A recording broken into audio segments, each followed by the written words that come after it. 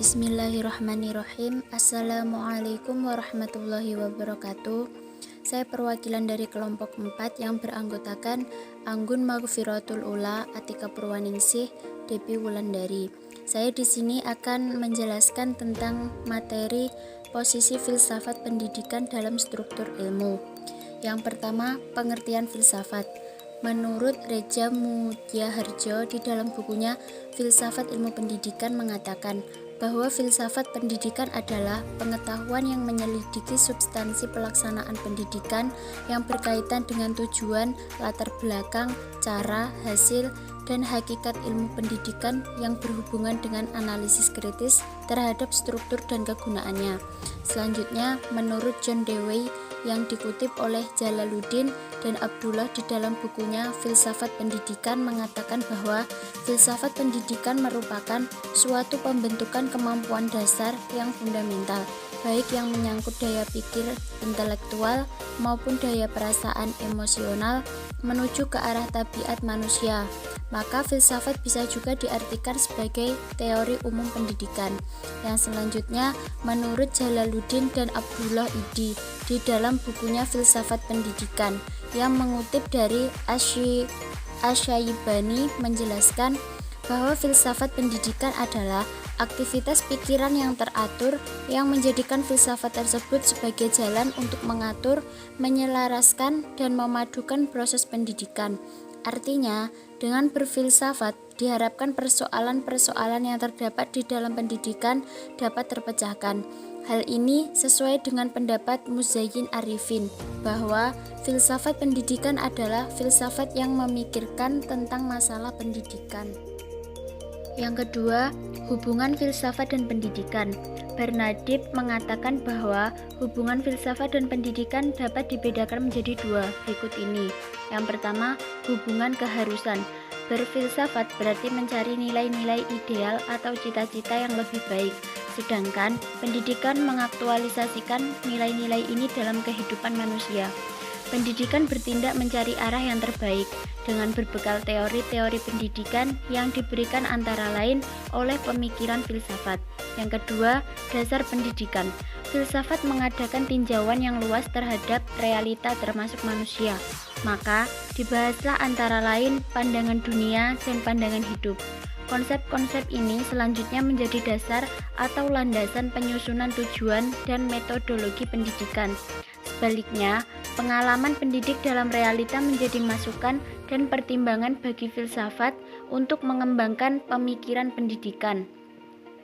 Filsafat memberi dasar-dasar dan nilai-nilai yang sifatnya dassolan atau yang seharusnya, sedangkan praksis pendidikan berusaha mengimplementasikan dasar-dasar tersebut, tetapi juga memberi masukan dari realita terhadap pemikiran ideal pendidikan dan manusia. Jadi, ada hubungan timbal balik di antara keduanya. Yang ketiga, hubungan filsafat dan kebudayaan. Apabila dibandingkan definisi kebudayaan dan definisi filsafat dalam hal berpikir, filsafat ialah cara atau metode berpikir yang teratur dan logis, sistematik, dan universal yang berujung pada setiap jiwa. Sedangkan kebudayaan adalah salah satu hasil berfilsafat yang terwujud atau termanifestasi pada cipta, rasa, dan karsa sikap hidup dan pandangan hidup atau ghazalba. Dengan demikian, jelaslah filsafat mengendalikan cara berpikir kebudayaan. Di balik kebudayaan ditemukan filsafat. Perbedaan kebudayaan dikembalikan kepada perbedaan filsafat, karena setiap manusia memiliki filsafat yang berbeda. Apalagi kelompok atau masyarakat tentunya akan berbeda filsafatnya. Tuhan menentukan nilai melalui agama, manusia menentukan nilai melalui filsafat. Kebudayaan berpangkal pada manusia, maka yang menentukan kebudayaan adalah filsafat. Yang keempat, hubungan filsafat pendidikan dan ilmu pendidikan. Hubungan antara filsafat dan ilmu pendidikan juga dapat saling berkaitan. Filsafat mempengaruhi pertumbuhan ilmu-ilmu yang lain. Inilah hubungan horizontal antara filsafat termasuk filsafat pendidikan dengan keilmuan lainnya. Filsafat pendidikan memiliki hubungan vertikal dengan ilmu yang lainnya. Ketika berhubungan ke bawah atau ke atas, seperti hubungan dengan ilmu pendidikan, sejarah pendidikan, dan seterusnya. Hal di atas menunjukkan bahwa filsafat pendidikan memiliki nilai signifikan bagi pertumbuhan dan perkembangan ilmu. Sehubungan dengan hal ini pula, Al-Syaibani mengatakan, falsafah pendidikan memiliki pengaruh atau kepentingan yang sangat besar bagi setiap sistem pendidikan yang berusaha maju. Pendidikan tidak akan tumbuh, berkembang, dan maju jika tidak didasarkan kepada falsafat yang selalu disertai dengan pembaharuan dan daya-daya cipta dalam dunia yang senantiasa bertarung dengan ilmu dan teknologi.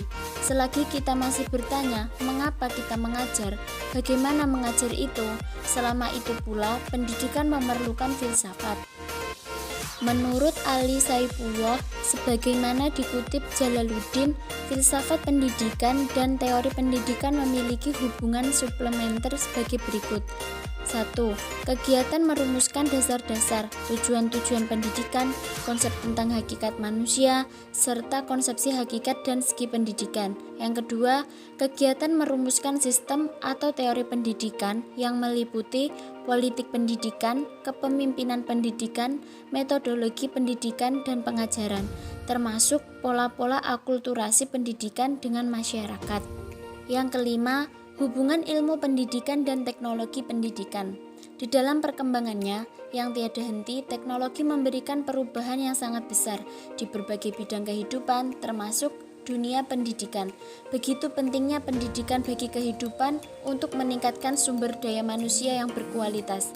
Setiap negara berlomba-lomba meningkatkan kualitas pendidikan, khususnya di bidang teknologi dan informasi. Perbedaan antara negara maju dan berkembang tergantung seberapa besar penguasaan terhadap teknologi dan informasi. Bagaimana tidak, informasi merupakan hal utama dalam membangun negara menjadi lebih maju.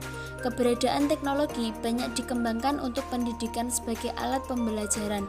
Beberapa metode dan media digunakan pula agar pembelajaran jauh lebih menyenangkan. Sekian presentasi dari kelompok 4. Apabila ada salah kata mohon dimaafkan. Semoga bermanfaat pada kita semua. Nun wal qalami wa mayasturun fastabiqul khairat. Wassalamualaikum warahmatullahi wabarakatuh.